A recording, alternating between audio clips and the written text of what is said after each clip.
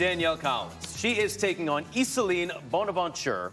Quarterfinals Roland Garros last year, lost to Sophia Kenin. Semifinals, though, in Australia a couple years ago, Chanda. What are you looking forward to seeing from Danielle Collins start of 2021? Well, you know, she's a feisty player, an excellent competitor, and just doesn't go away. I think at times, you know, she's been a little bit between where her game should be in terms of the attack, and it's caused a few more errors. I think for her, if she's solid, if she's getting out of the gate, feeling a little bit confident, and we don't know where these players will be, but I think for Danielle Collins, the fact that she does compete so well, that ought to help her work her way into a match, even if it's a little bit tough from the get-go. I think that should give her a little bit of an advantage. And to your point, Chanda, she's got so much grit. I think that's one of the things that can serve you really well in the Australian summer.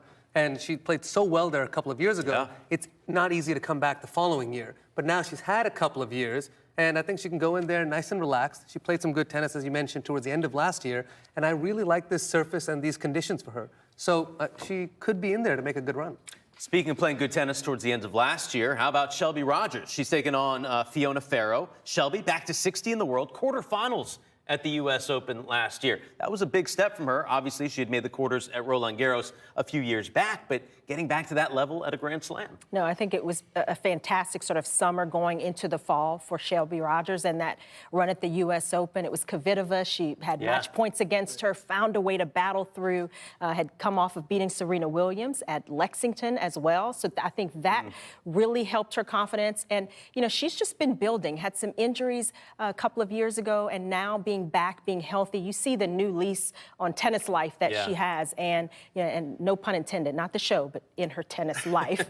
But I think that has been huge for Shelby, and definitely should help her as she works her way, as everybody has to do, work their way into some good form, not knowing where they'll be when match time comes, but she should have a little bit of an advantage.